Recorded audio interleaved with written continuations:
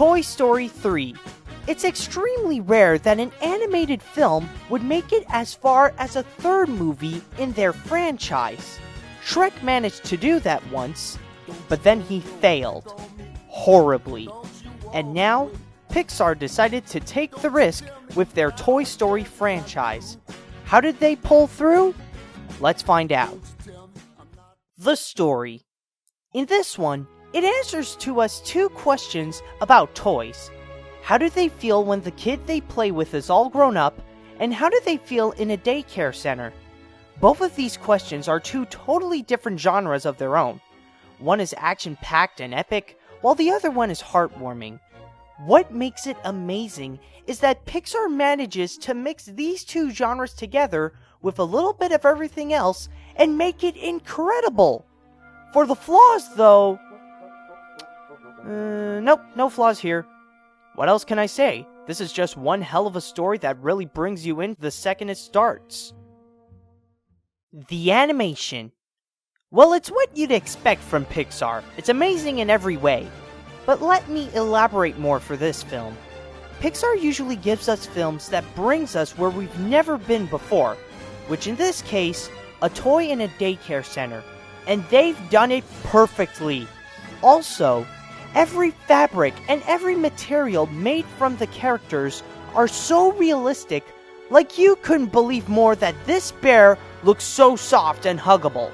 But what really impresses me in this is the character animation, since there are so many toys, all with different functions and stuff. This is what you have to expect from Pixar. No matter what they animate, it will blow you away. The characters. Usually for sequels, I don't really count the recurring characters, unless they might have changed dramatically. In this case, these guys are still the same, and they quickly remind you why do you love them in the past movies. Like I mentioned before, there are a lot of new characters. Most of the time in sequels, there's always a few that you might not like. But in Toy Story 3, none of the new guys suck. If they're good, you'll like them immediately. If they're evil, you will love to hate them. If they have a small role, but not like an extra, they might have an impact on you. So, pretty much, they're all great and memorable characters. Oh, and one more thing to add. Keep an eye on one guy that makes a cameo as a toy, which I won't spoil. There comes a time when a legendary trilogy appears in the world, like The Lord of the Rings, the original Star Wars, and Indiana Jones.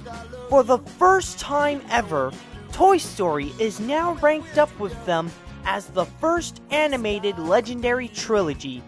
But do you know who the real target audience is? It's not really the kids, it's not really adults, but it's young adults. Those who are around 17 or 18 who have seen the first or second Toy Story when they were very small and or going to college. Why?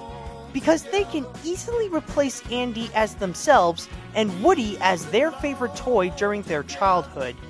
Even as I'm doing this review, I have my Pikachu and my other favorite toys next to me, bringing me memories of my childhood and how these toys made my life enjoyable.